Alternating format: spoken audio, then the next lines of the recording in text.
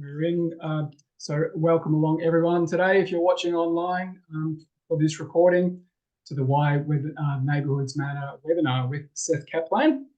Seth, you've got an amazing background and I could do a long introduction here, but I'm actually just going to hand over to you.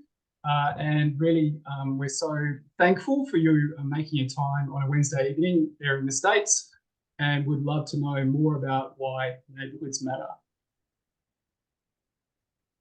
Thank you, Dean. And first, let me thank everyone thank your organization, thank everyone for participating. I'm going to do hopefully brief presentation with a bunch of slides.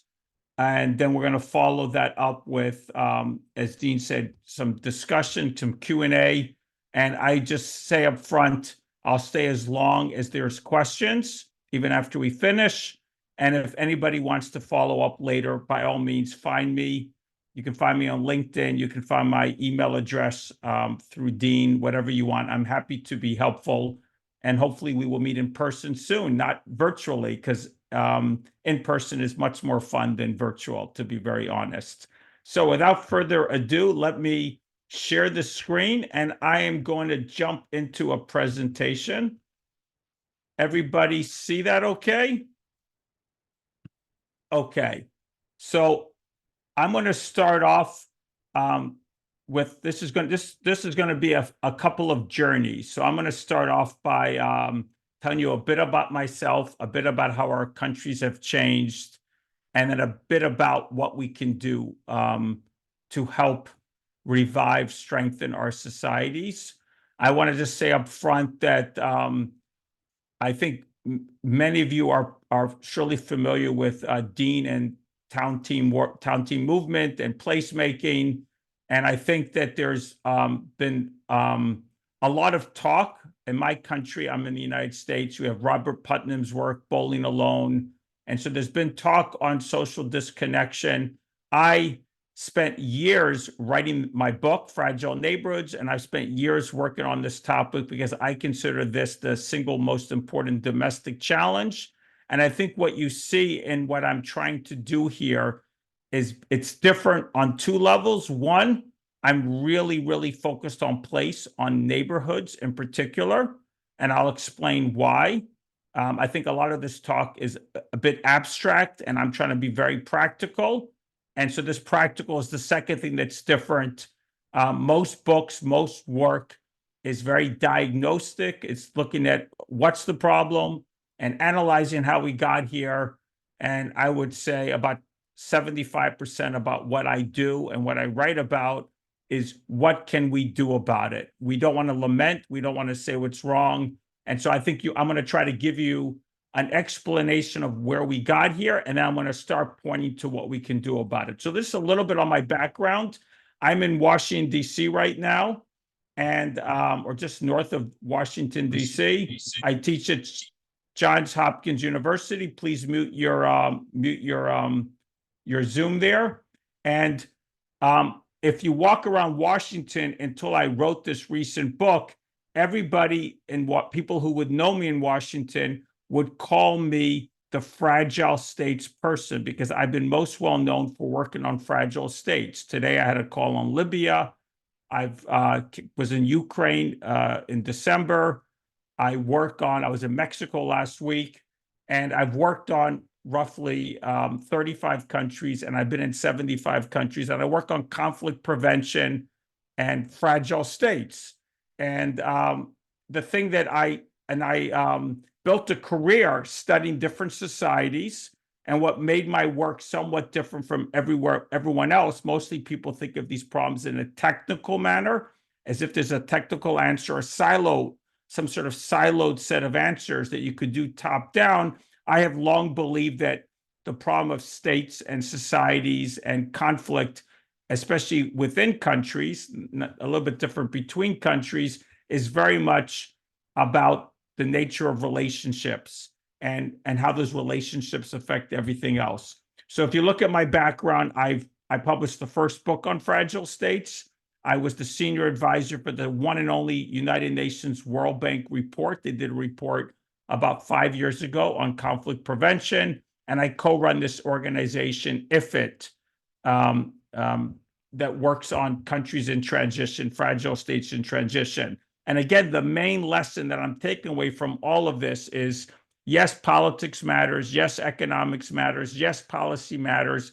But at some foundational level, the nature of the relationships between people is affecting everything else. And if you don't get that right, these other things are not really going to have the impact that you desire.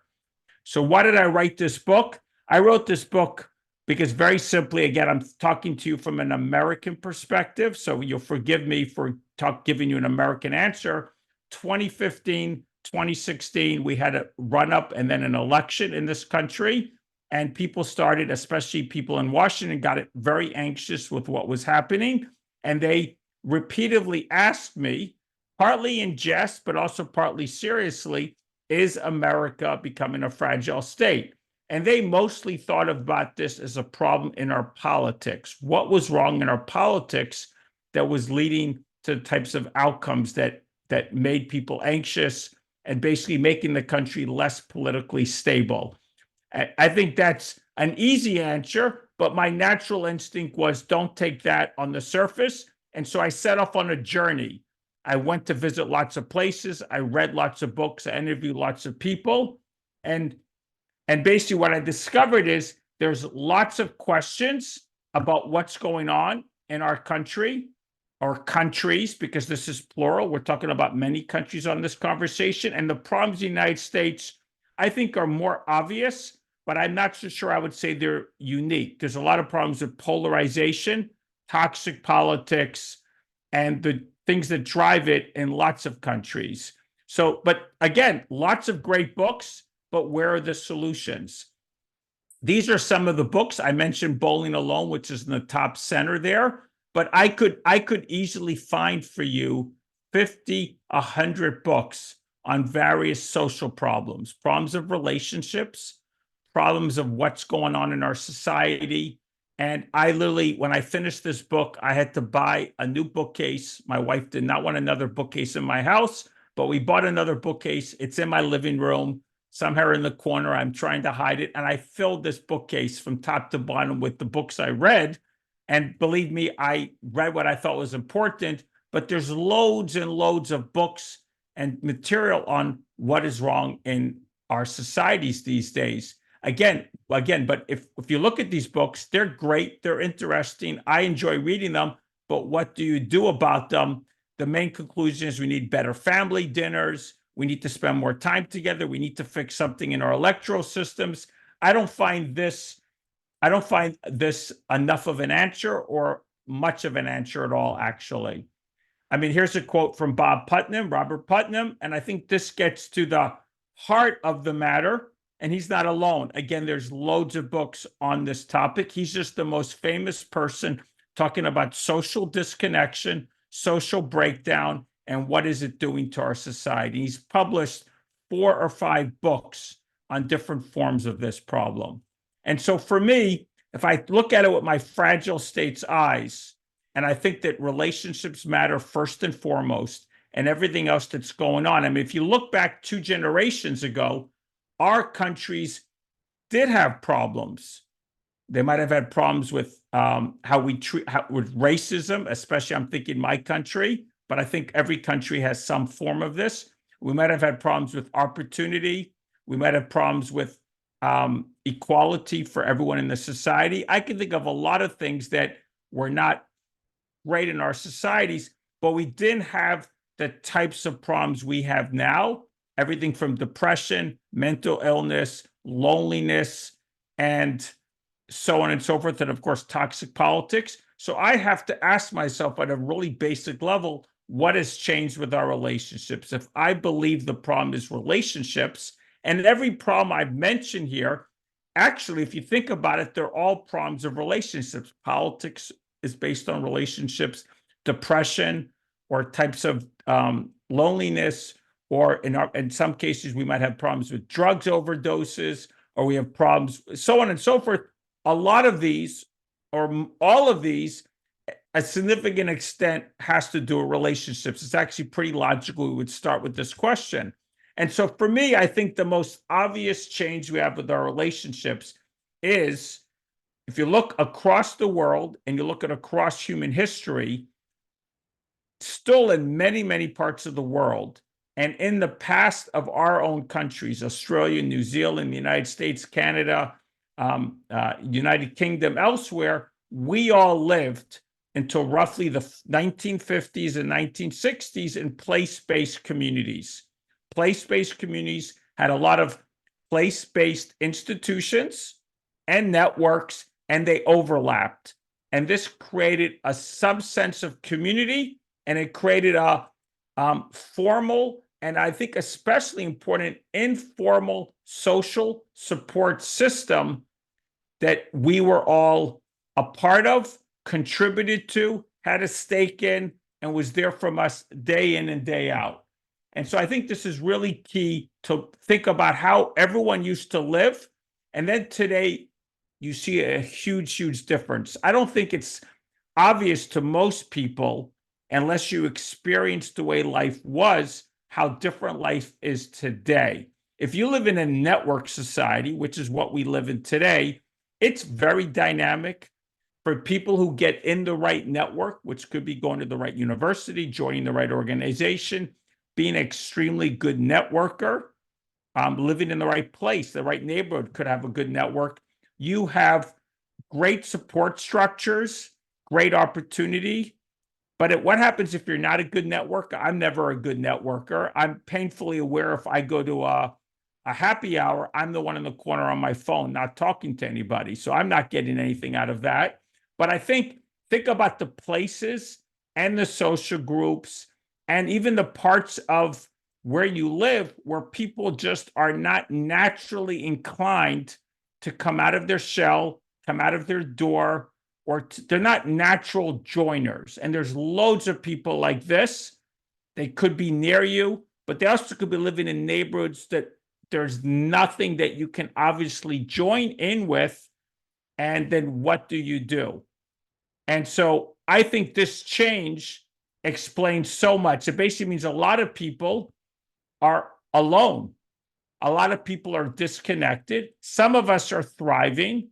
Maybe economically, the countries are doing well, but there's a lot of people that feel more vulnerable, more anxious, more lonely, and therefore they're more alienated, and they're more inclined to take this out on their politics, or possibly not be as healthy, or possibly just be less happy every day. And I think we can see this in many, many parts of our society, and I wouldn't say every neighborhood, but in lots of neighborhoods. And I'm just going to give you some statistics. I think these are some I found relatively easily. I think if you looked harder or you think about your own experience, you are going to find similar things that you see in your daily life. But the idea of loneliness increasing, the idea of mental illness increasing, the idea that social contact declining, the idea of anxiety increasing, these statistics, which all reflect the weakening of the social fabric, are consistent across, I would say, most of the developed world. It's more likely, and you could see, I put a post on LinkedIn today, these things are more likely in individualistic society. So what we might call the Anglosphere is a term we use here. I would say Northern Europe and English-speaking countries tend to be more individualistic than Southern Europe. So these problems are more apparent. They're less apparent in Italy or Spain or Greece, for example. They have other social problems. I'm not comparing one with the other, saying one is better, but it tends to be that these countries that are more individualistic, they're economically more vibrant. Their economies are more dynamic, and so on and so forth, but they tend to have more social problems from disconnection. And this is reflected right here. And you have this report last year from the United States, which was somewhat groundbreaking. It doesn't cover all the issues I'm talking about, but the fact that it identified loneliness and isolation as being a major issue, I mean, this gets to the heart of the matter. And what I want to tell you here is what's special about what I'm talking about is I think a lot of you know what I'm talking about. You may not have understood this place-based to network-based, but the key point that I'm saying in my work is that place matters, and particularly neighborhood matters. I know in the United States, where you live will determine so much about your health, your social mobility, your connection to opportunity. I did a little bit of research in Australia. It's not as extreme, but it is similar that your lifespan varies depending upon where you live in Australia. Your social mobility varies depending upon where you live in Australia. Not as extreme as the United States, but the data that I will talk about or I see in the United States is replicated, and it just makes sense. I mean, I think wherever you live, East Australia, West Australia, New Zealand, elsewhere, you could drive around and you can see there's this neighborhood versus that neighborhood, and there's a big difference.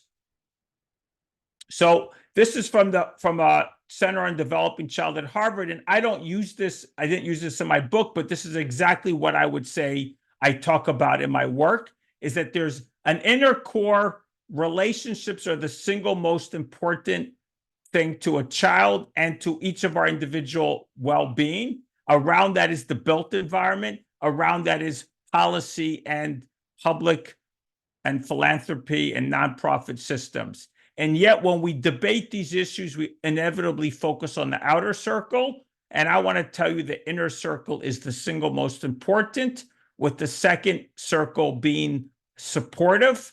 Again, an environment where people are more likely, a denser environment with parks and a center, it's going to be better for the social, but ultimately our well-being, this is for children, but each of us depends upon our relationships. There's something called the neighborhood effect. This is originally coined to talk about distressed neighborhoods, neighborhoods with high concentrations of poverty. And there's a lot of data on how, again, the neighborhoods affect your whole life trajectories. These are two professors from Harvard.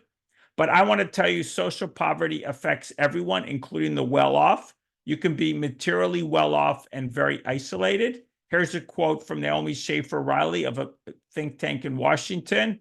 And I find this to be true everywhere I go. Even if you're materially well-off, you have the apps, you have your phone to help you, but can you knock on the door of your neighbor? If you're in a very connected neighborhood, and I consider my neighborhood very well connected, I literally know a few. I may not be friends with most of them, but I could probably say I know 200 or 250 people, at least by face and where they live in my neighborhood.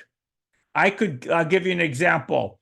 Some years ago, my daughter, my oldest child, dropped her younger brother, and her brother fell in the cement in front of our house. He was about a year and a half old, and he had all this cement on his chin.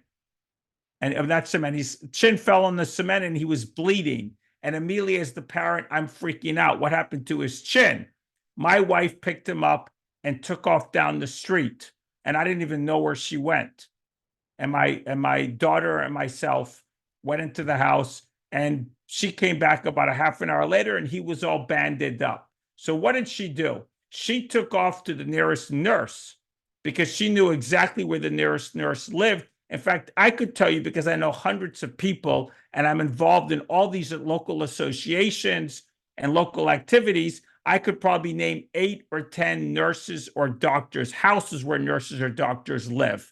I vaguely know who they are. I've seen them. A couple of them I know a little better than the rest. It doesn't matter if I knock on their door and I have a problem, they're going to be helpful. And that's just the norm in my neighborhood. And I could give you lots and lots of these stories. Almost on a weekly basis, I see something like this happening that uplifts, because we're not embarrassed to talk to each other. We're sort of feel like we're willfully interdependent with each other. And it just changes your whole picture on life. And I even find walking around my neighborhood to be joyful. So the key conclusion here is neighborhoods have a huge impact on society and individual well-being. Many of our social ills sit downstream from neighborhoods.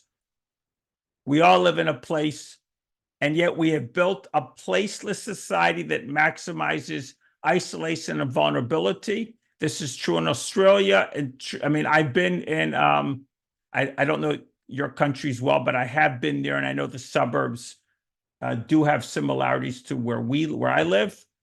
You can see a physical landscape. Again, this is the United States, so I'm not saying it's exactly the same, but when you build suburbs and when you build a physical landscape that has nothing that bonds people with each other, because there's not a center, there's not institution. This is physical, but the institutions matter as well. It basically means there's no reason for you to know one another. We could go to churches, not near us. We go to shops, not near us. We go to local associations, not near us.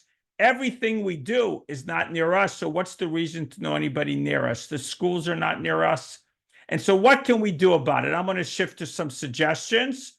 And for one thing is, I do think it is really important that we all work towards ensuring that everyone lives in a flourishing neighborhood. The neighborhood matters so much to who we are, to how we feel about ourselves. I feel joyful because of where I live, in terms of just walking down the street, knowing that I know who's behind the doors. I know what's happening with their kids to some extent. I know what they do. I can say hi to people. I can, even if I don't talk to them a lot, I'm not like the most talkative person. It just gives you a completely different experience. So I would say, can we re-envision our society such that every person lives in a flourishing neighborhood? And a flourishing neighborhood is, again, strong overlapping institutions, economic, political, education, family networks, associations, religious. Also, again, there's a physical element. Again, that's the middle ring. These are things that are, the inner ring is relationships. The middle ring is the physical landscape. And I think this is Tim Soren's, a good buddy of mine who lives in Chicago. And I think this is right on. The individualism is contributing to the polarization. Polarization is contributing to the mistrust. And the only way to address this is not a national solution. There's a neighborhood by neighborhood solution that repairs our society. And then the question is, what can we do to strengthen neighborhood relationships at scale? I think that's the really key question. And so I'm giving you some bullets here. Establish bounded neighborhoods. That's what I discussed before. Ensure every neighborhood has its own institutions and meeting places. Again, a diversity of housing and a diversity of amenities, so that you have a wide range of people. Neighborhoods used to be a place that were money classes, different people with different political opinions, and so diversity helps make for a strong neighborhood. Ensure residents can make decisions. This is about rethinking government so that neighborhoods as a unit have some authority over planning, some authority how things are decided, and that will give people a real stake in society, and it will make people be much more trustful of government, as well as, it gets people, it's a great way to get people involved with their neighbors. And I would say too much of government and nonprofits are siloed. They're focused on material problems, trying to solve them person by person. And the more we are place and neighbor based in how we think about problems, the more likely we will create a social dynamics that makes these programs less and less important in the first place. Again, another point, people want to be part of the solution. We cannot be focused on delivering services. We need to be thinking about how we cooperate with and enabling people to help themselves. The way life used to be, again, I'm not saying we're going back, we need to go forward, but people were volunteering. Now a nonprofit is some activity and you go and you volunteer and it's a one-off. Volunteering for other people used to be just your daily habit. I see it in my neighborhood. People go around and they're doing by each other, with each other. The more we're enabling nonprofits and government and other other associations to work with people. It's all for them. A flourishing society needs to be built on flourishing neighborhoods with healthy, connected, and empowered people. Consider that your mission statement. Momentum is key. In many cases, there's a vicious cycle of disconnection, and this is social and sometimes economic disinvestment if it's a poor neighborhood. We want to create a virtuous cycle of social and economic investment. And at some point, there's a tipping point, and we need to invest in the social dynamics, the physical landscape, and the institutions. And if we do that, there will be a tipping point. Again, always imagine that what's going on in a neighborhood or in a society, 80, 90% you are not seeing. If you're seeing events, you're seeing disconnection, you're seeing mistrust, you're seeing polarization, you're seeing alienation. This is the product of what is going on underneath. And that means you've already tipped into the vicious cycle, and your goal is to transition to a virtuous cycle so you have positive outcomes at the event level. Relationships this is Sarah Heminger, Thread, a great organization not far from me in Baltimore. And she learned from her great work helping youth is that it was about the love and the social support that changes everything about their life, their opinions about themselves and opinions about what they could do. And just in closing, each of us, even if you don't have an opportunity professionally, you could think about your own priorities, about where you put family, what kind of charity and philanthropy you do. What do you think of patriotism? Patriotism used to mean, and I believe should mean today, there's a national, but there also should be a local. A commitment to the local is a form of patriotism. A commitment to participating in your local community society is a form of citizenship. Philanthropy, for me, it's not about sending a check to some far-off cause with some distant organization you have no relationship with.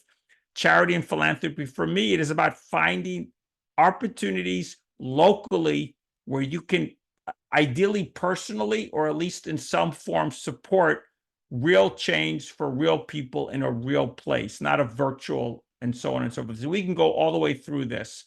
And this is Dreama Gentry, another buddy of mine who I found in my research and I write about. And I think what she says is true. We cannot look for big solutions. There's no magic bullet. We need to look for lots of small local solutions. And again, that is me. You can find me on the website. You can find me on LinkedIn. You can email me. I'm always at your service. And I'm delighted to be here for our conversation. Wonderful. Thank you so much, Seth. Virtual claps from everyone in the audience. We're going to open up for questions and discussion now. So we do have quite a few people online. So if you do have a question. I have to, that's fine. I need to get rid of the share. So we got to stop share. There we go. I'm delighted. So sorry about that. That's all right. Thank you, everybody. If you do have any questions, please put them into the chat and we'll try and get through those. But David has asked a fantastic question to kick off with. To what extent has the move from the citizen model to the customer model ripped the heart out of our neighborhoods? So, of course, that's part of it. But I would say there's many drivers of this. Of course, the automobile plays a role. How the physical landscape has been changed plays a role. I think the idea of how we help people, things have been very professionalized, and I have nothing against nonprofits. But again, this goes to what David is talking about. We have made every problem a problem that's a silo. We look at it in a silo way, and we try to address it one by one. And if you think about all the issues that I'm talking about or that we see going on, there's loads of these social and now political problems, and they're all increasing in parallel. And we're not really thinking upstream. Is there a common cause for all that? So certainly one of the common cause is that we're not supporting each other, which I think was what David means by the citizen model. That's how I'm taking it. But we're taking it as we are delegating it to government, we're delegating it to nonprofits. And I certainly believe there's a role for them, and we need them. And some problems are quite important for them to play a role. But what would happen if the government and nonprofits were enablers? Their job was to enable more of a local citizen model of people helping each other in some form, and they saw bonding and bridging social capital and close relationships as being essential to their core missions. How would they operate differently? I think they would operate quite differently. So I think that's part of it. I do think there's many other things going on that drive these changes. I mean, think of just how nationalized shopping used to be local. Now shopping is these big companies and these big stores. And that, I mean, if you're not shopping locally, you're not meeting people locally. Think about local associations and everything. Go ahead. Another question, Dean. Great. So Katie Ann has asked, what are some practical ways we can support community members to engage in their communities and step into leadership? And Katie Ann's coming from a not-for-profit worker context. So the question is, who is we, of course. So if you're, I mean, I think the we, it depends on who you are. If you're government, I would certainly say finding ways to empower neighborhoods, creating mechanisms like neighborhoods have power over planning. Or I know I've seen in Canada, there's cities like Edmonton, they have neighborhood federations so that every neighborhood has their own association for the neighborhood and they're elected. So the fact that there might be a way for people to participate in their own self-government, that's one level. If you're a nonprofit, could you rethink your design of your programming so that it was neighborhood centric? So for example, can you do something that brings people together at the neighborhood level to help solve problems in the neighborhood? Or if you have a priority neighborhood that requires something that's more than your organization can manage, can you convene other nonprofits working in that neighborhood? I think someone needs to mute, but to the extent that somebody can convene all the nonprofits and that you cooperate and then you try to mobilize people. I remember in Detroit, there's a person who basically had these 6 days, and he focused on a few neighborhoods, and he basically mobilized tons of volunteers. They weren't necessarily from the place, but the key thing was he mobilized people at the neighborhood level to try to help neighborhoods. And so if we rethought what we did, I mean, I could keep going. If you're a house of worship, a church or some other house of worship, are you neighborhood based? Is it part of, if you're trying to build community, and most houses of worship build community, are you thinking about it in a neighborhood fashion? If people are scattered about, it's much harder to do. But if you are tied to a neighborhood and you are trying to build community in that particular place, again, so each of these institutions, if you make neighborhood centric and you make strengthening relationships at scale within a neighborhood centric, I do believe you would think very differently about what you're working on, or how you might change your priorities, and you would definitely change how you approach your priorities. I hope that's good enough of an answer. Excellent, thank you. Neighbourhood leader Owen from here in Launceston asked a question. So what are some of the best practical examples of neighbourhoods doing this? And he says it's not what you know, it's who you know that makes a difference. I mean, again, I can find, I think we can find it in, I mean, in my study of different places, I think we see that probably roughly I'm speaking more from an American perspective, 75, 80% of neighborhoods have seen immense social decay or social disconnection in some form. There are exceptions. And some neighborhoods have a great abundance of institutions. And those institutions continue to thrive, continue to bring people together. So that's a social reason. I've seen neighborhoods. I think if you go outside of cities and you go a little more rural and there's a town, there might be a culture that still brings people together regularly. And so I can think of, I want to differentiate between the institutions and there's a culture. I've also seen places that are, even if they're more urban or rural, whatever, suburban, if they're a little bit isolated, my neighborhood has the physical advantage that we're surrounded on 3 sides by woods. And we do have a center. It's not a very beautiful center, to be honest, but it's just a parking lot, but it's a lot of stores and it's ours. I can walk to the restaurants. I can walk to the supermarket and whatnot. And I have a place I can meet people for coffee there. So there's a physical element that helps neighborhoods. If you live in a neighborhood that has a very strong identity, that could be helpful. So I do believe, a lot of what I'm talking about happened organically.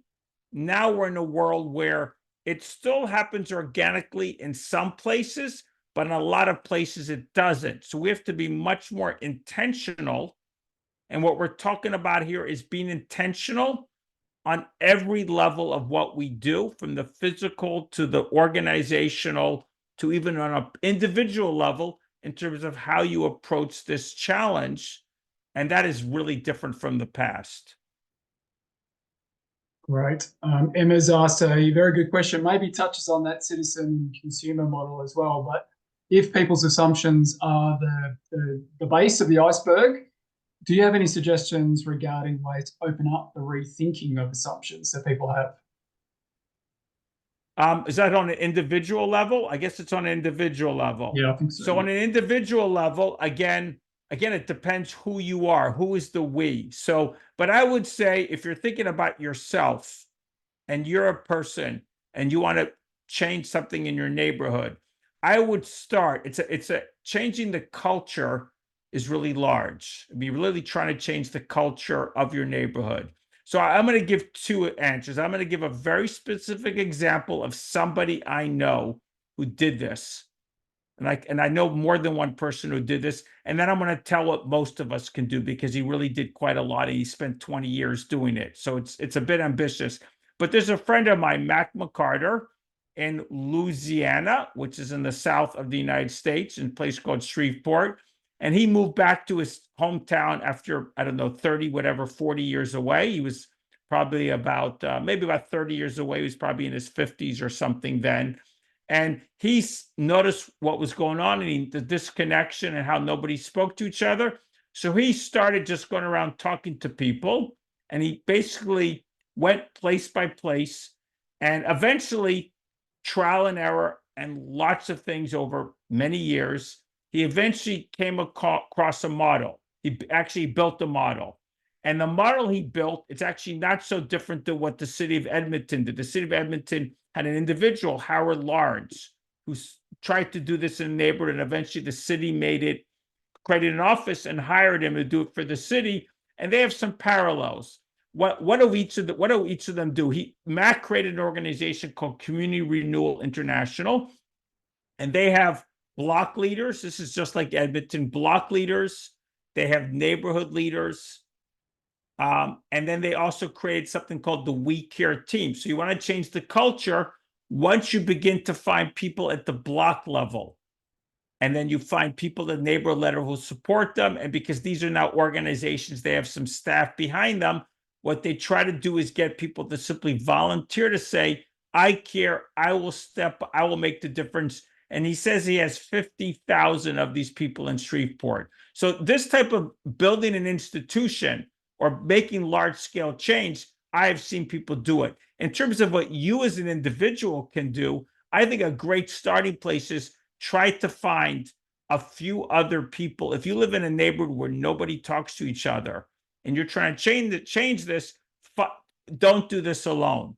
Find several other people that you can work with, cooperate with, or find some association that already exists or some organization that already exists, whatever it might be. Try to work with them, try to leverage them. If you just have a few people, you could start with something at the block level to get it going. Next block. The idea is to think incrementally.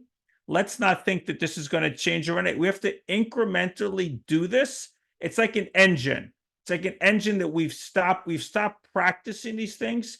So if we were to take a step and then another step, and we had a few people with us, gradually we would build the momentum and you get to a tipping point. Ideally, you have associations and government that's cooperative on that journey. Hopefully that's answering your question. Thank you, Seth. Tomto's asked a brilliant question here, but before we get to his, Emma's just asked, can we clarify the meaning of a neighbourhood? Is it a suburb or is it different than that? So I define a neighborhood. I could list my 10 points for a neighborhood. I have a definition with 10 points, but simply, first of all, a lot of us live in places that are not neighborhoods because we have built society. It used to be, and there's actually a very academic book, which you do not want to read because it's very academic, by Emily Talon, University of Chicago, in which she looks at neighborhoods throughout human history. Roman, Chinese, everything, pictures. You can't imagine the depths you went into. And I borrow some of her definition, and I extend it a little bit. But the point is, and she makes this point clearly, and I agree, is that we have mostly built our societies to be neighborhoodless, which is one reason why we're so disconnected. A proper neighborhood has an identity, has a brand, some sort of name. It has a beginning and an end. It has a center.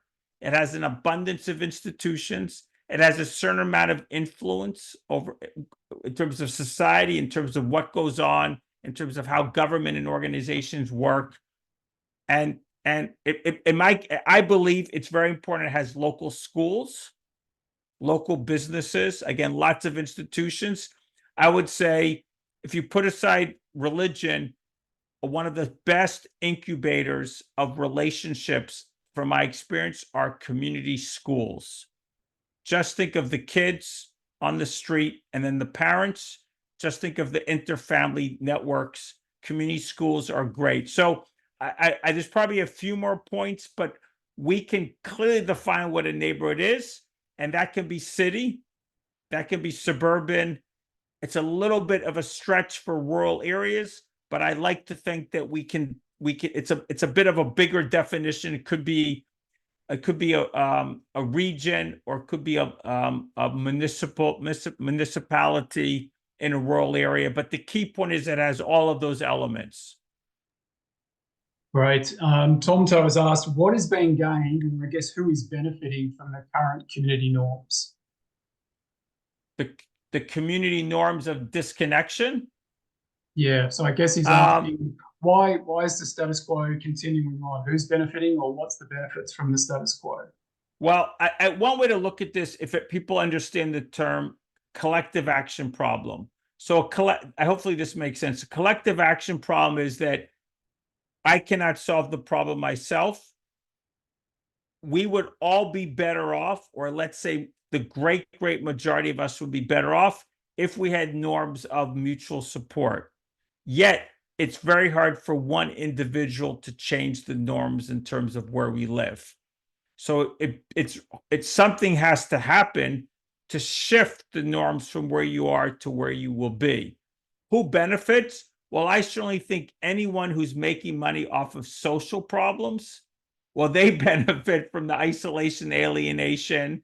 So I believe you surely can think of for-profit and probably some not-for-profits that exist purely because there's lots of social problems. And I think, but in terms of individuals, I think what you see is that there's some people that in mostly any situation, they're very capable of forming a support system for themselves. And those people don't need our help, and we don't need society to think about changing the norms. But I think most of us do better when we simply live in some sort of community in which it's the norm for each other to help each other. I mean, I'm more happy in my cave, yet I'm on the board of a nonprofit. I contribute a lot to another nonprofit. If people ask me to do something, I'm easily able to do something.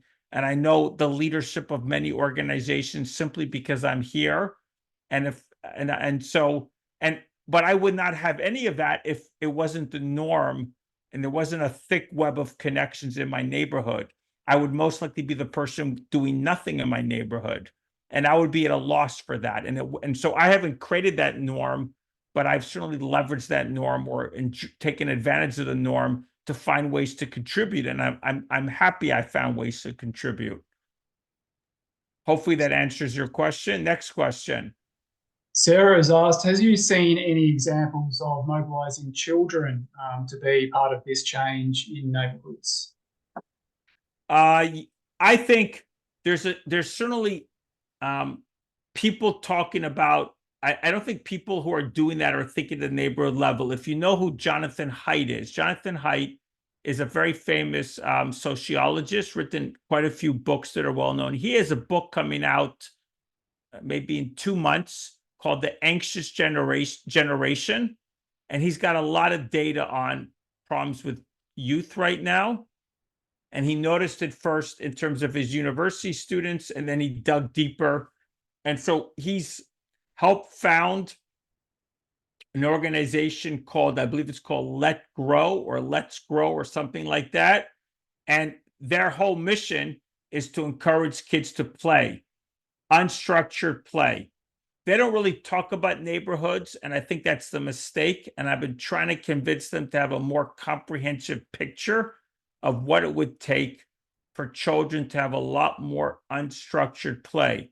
I don't know about everyone on this call, but when I was a child, what was my afternoons? I came home from I walked to school, I walked home, and afternoons were playing, when I was in elementary school, on my street, basically playing baseball, which is very American, hopefully not breaking any windows.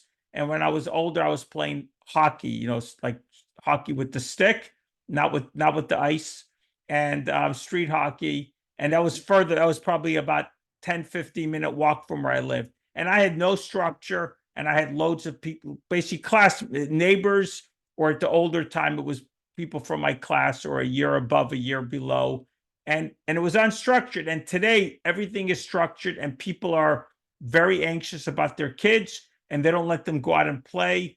And again, I'm not speaking about Australia, but that creates kids that are they're not learning basic skills about dealing with each other. They're not learning basic skills of engaging and taking risk and getting out there and doing things for themselves. And so he's got this idea. I think we need to expand that idea, and we need to think at the neighborhood level, because if we think of it as a collective action problem, only at neighborhood scale are all these kids going to play with each other.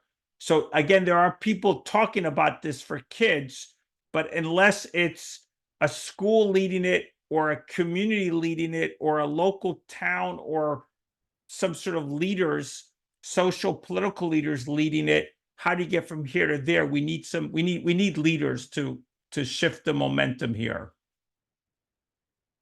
Thank you, Seth. I'm going to interpret Andrew's question.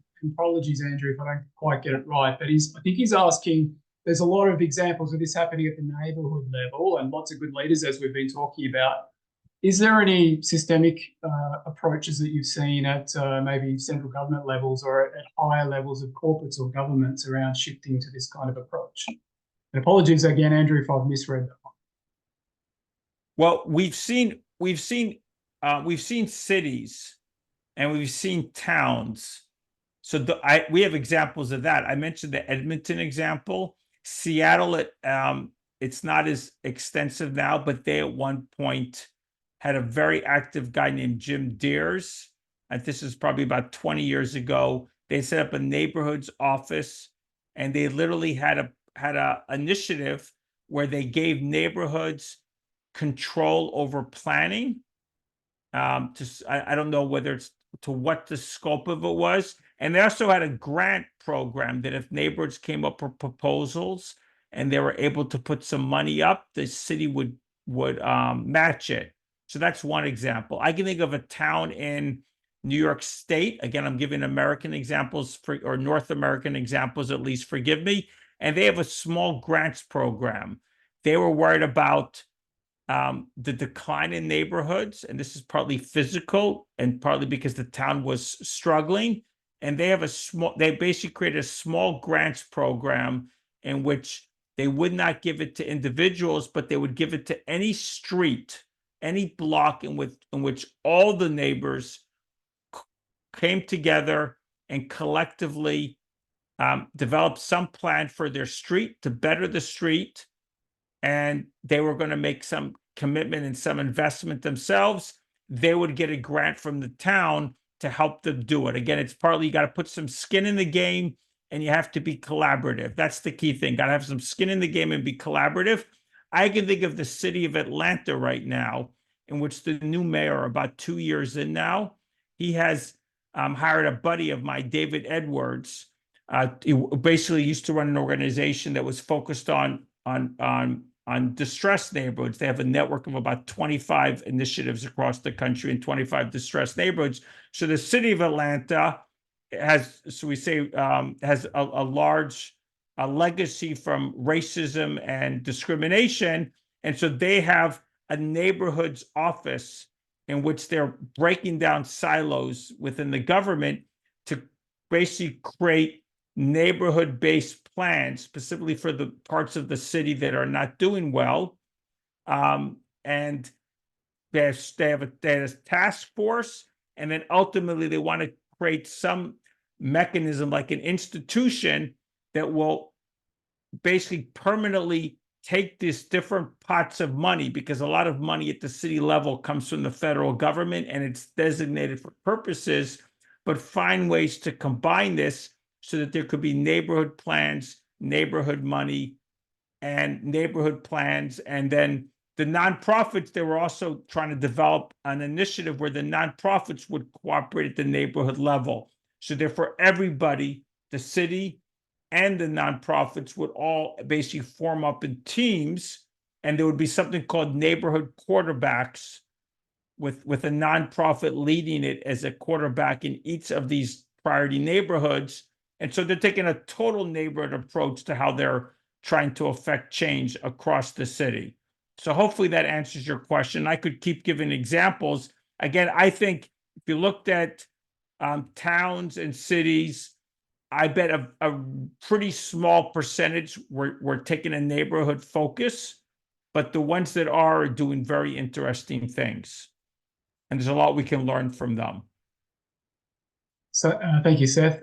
Karen from South Africa and Todd from California have asked two different but maybe similar questions, and you can either answer them separately or together. But Karen's asked, how does inequality in neighbourhoods affect the quality of neighbourhood institutions? I guess different starting points in different neighbourhoods. And then Todd's asked, in neighbourhoods or cities with entrenched gang cultures or other potentially antisocial cultures, how do you go about affecting this kind of change in those situations?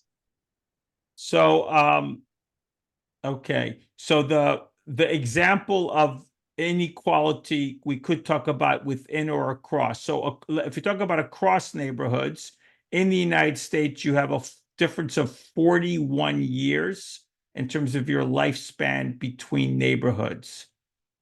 And you can have, and so the gap, again, in terms of health, social mobility, just about every indicator, school performance varies tremendously. So place-based, neighborhood-based inequality affects all of our countries, including Australia, New Zealand, South Africa, the United States, and so on and so forth. That happens to be particularly stark in some countries, but it's there everywhere. So if we're talking about inequality across neighborhoods, I think we have to look at how do we as a society, whether it's government, nonprofit, philanthropy, or other institutions, how do we tend to work on the problems of poor neighborhoods. We don't tend to work on the neighborhoods themselves.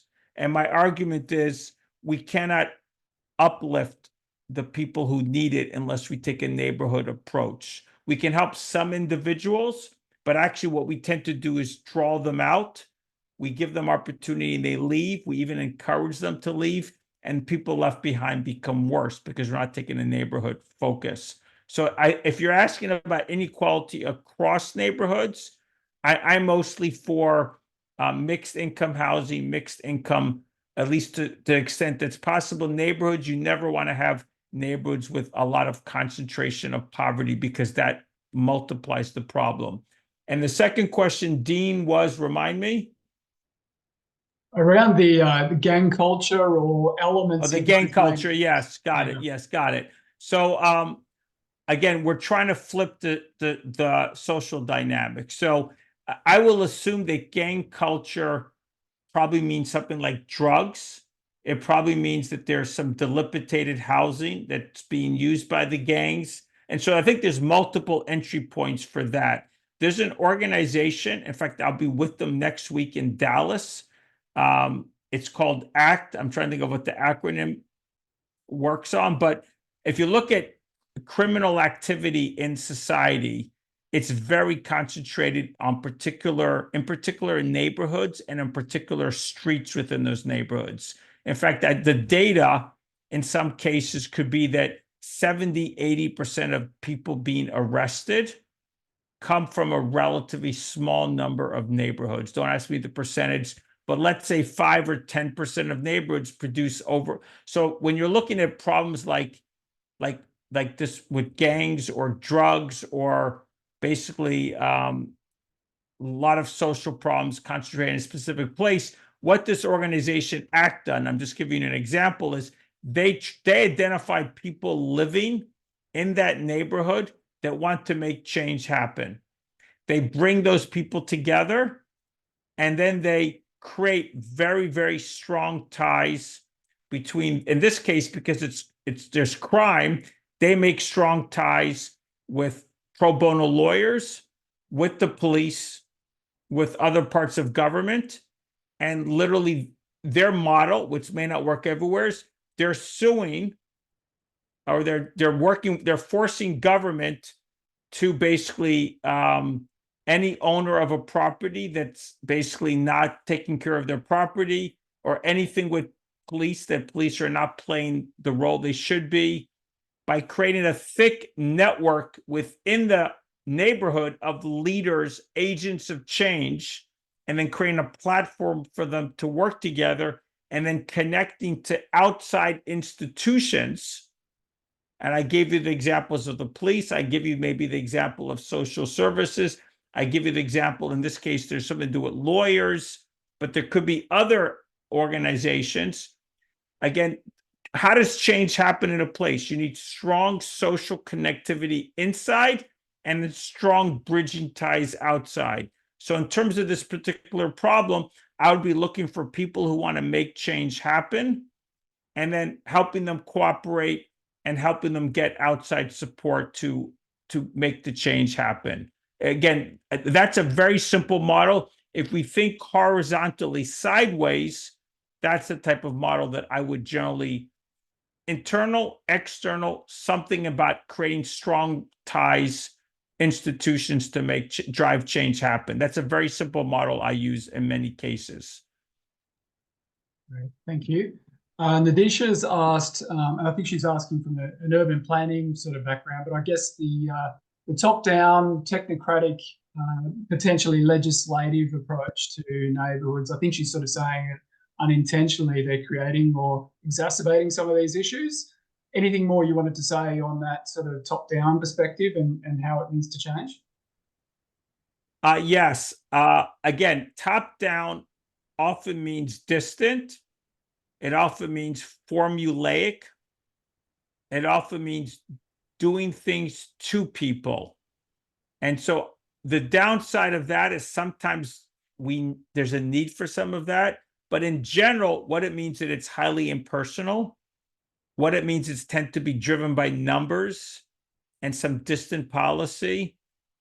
It looks at people as problems, or looks at people as having needs. And a much better approach is to, again, try to have society or the social connections locally. I mean, at the least, can we empower local institutions? Can we create a mechanism where there's cooperation between government and society, or organizations in society? Think about how we experience life to the extent that we feel empowered to help ourselves because we belong to a place, we belong to some institutions, we feel we have a capacity to change things, we feel much better about ourselves and what's going on in our country. If things are just done to us and we're passive and we have very little influence, and you wonder why people are naturally going to be alienated or more likely to be alienated and frustrated. So I definitely believe something about how we've structured society in the last 2 generations, about how government works, nonprofits work, how the physical landscape has occurred, again, how we've structured our lives on many levels is why we've gotten to where we are. Thank you. Emma's asked, some neighbourhoods don't have public spaces to begin with, but then other neighbourhoods do have public spaces, but are very choosy in who can hang out or who can relax or be welcome in those spaces. So yeah, just wondering if you had any thoughts on that, who is welcome or who is included in being in public spaces or institutions even. I think, Emma, that's 2 questions. So I think the first question is, how do you create? So I would say that if you have a neighborhood without a public space to meet, I would look at the whole landscape and see where's the opportunity for creativity. Can there be a small park? Can there be a public garden? Can there be block parties? I mean, I think, there's a whole placemaking movement, and you can look that up in terms of benches, in terms of there's a lot of little things that could be done, lighting and benches, walkability, and we could go on and on. So I would not give up on the neighborhoods. Again, we have a huge problem, is that the physical landscape in many places are designed for each of us to hide in our homes and not talk to each other. And that's not going to change overnight, even if by miracles of miracles, all of our leaders thought differently and they spent money differently and worked hard to change the physical landscape. That's going to take a long time to change. And there's a movement, new urbanism, that's been working on that, and you can see progress.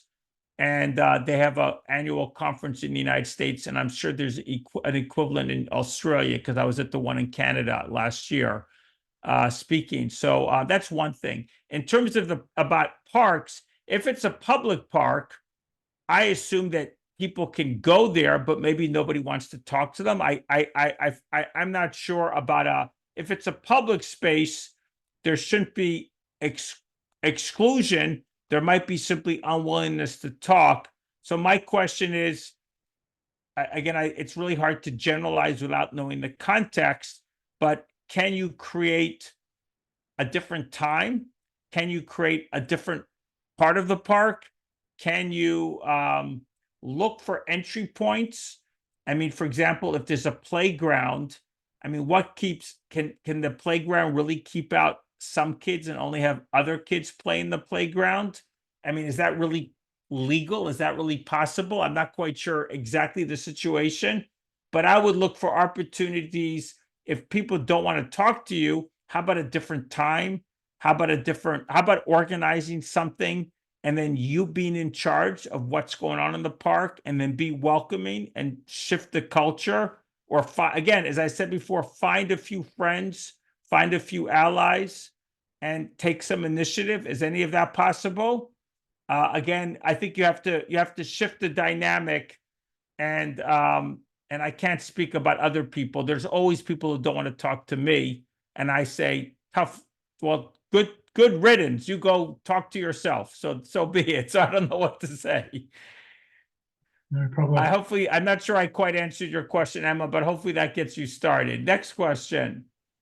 Jack and Dave have touched on choices, either at the individual level or at the higher level.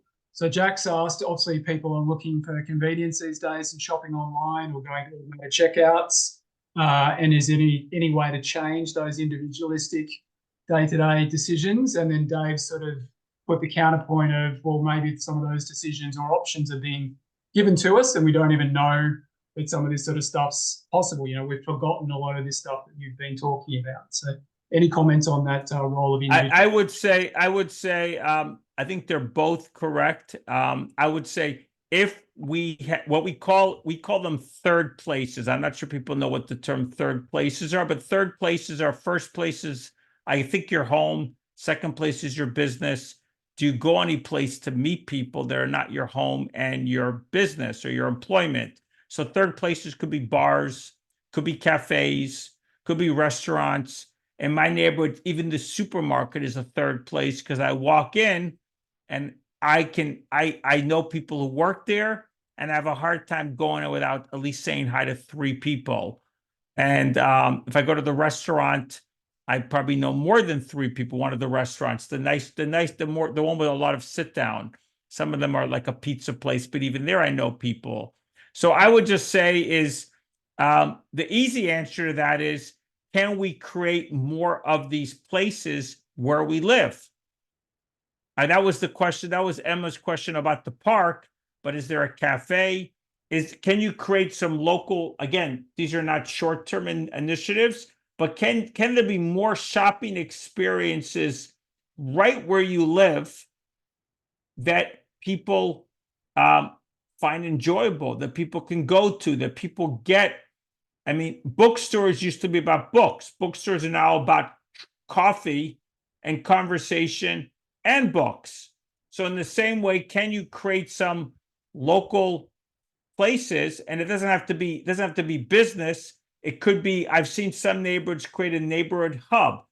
Libraries are an incredibly underutilized resource. I've seen attempts to make libraries. A library near me, they completely redid it. Now it has some sports activities. It has meeting rooms. It has some stuff on computers. It's got all this stuff, except that it's still a library for a large group of people. What would happen if libraries were rethought, especially because so many things are virtual, so that they were much smaller and they existed many more of them? So they would have a deeper penetration, and there would be a place for people to gather neighborhood by neighborhood, or a few neighborhoods by a few neighborhoods, instead of being big over so many neighborhoods that they don't really bring. You can use them, but they don't really bring people together at any level unless you already know people. So I can think of all these creative ways we can rethink institutions. But the most important thing is, if you're talking about shopping, we need places locally that we can shop and get a positive experience. And if it's right there, walking distance from you, you are likely to go and meet people and find people to talk to there. I don't know if that's that. Again, if you don't have it, how do we create it? Fantastic, and lots of praise and thank yous in the chat box, Seth. And this may be the last question we do through the recorded session, but Frida's made some points around. It's great to see social sciences have been seen as important again, and relationships and some of those soft skills. But she's also brought up the system thinking lens too. Any final thoughts you wanted to say on that, either the social science side of things or systems thinking? So it's interesting. The very first article I wrote when I started on this journey was I think it's called the Systems Approach to Social Change. I'm not sure that's the exact title, in a journal called National Affairs. You can go to National Affairs and look at 4.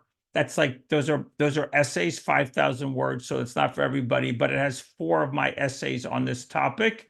And so that was the first thing I did, because the way I think of these problems are that we're talking about social habitats is the term I use, but they're like little social systems, and every neighborhood has a different one.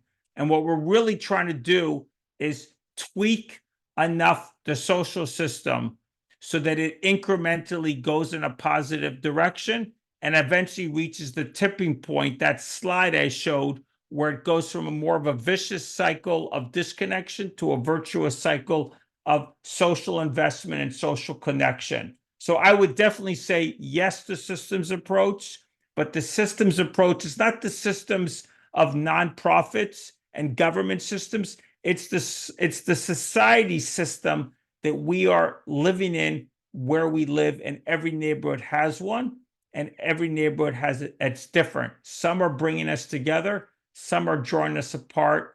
How do we change that little social system, what I call a social habitat, where we live, so it supports us when we need it and uplifts us when we're trying to get someplace with our lives. We have to invest in it for it to, it's like if you don't invest, it's not there. We all have to invest a little bit, and then it's there for everybody. It's like a support web right behind you that you feel every day. Brilliant. Thank you so much, Seth. We might end the session there, or at least end the recording. I think, Seth, you are happy to hang around for a few minutes. I'm happy to stay on a little longer if anyone has questions. It is very late here. I probably need to get off soon, but if anyone has any questions after the recording, again, at the end of the recording, you're more than welcome to find me on LinkedIn, by email, my website. Happy to continue the conversation in any form, but I'm also happy to stay on a few more minutes if people have other questions. And again, thank you, Dean, and thank you everyone for coming. Thank you so much, Seth.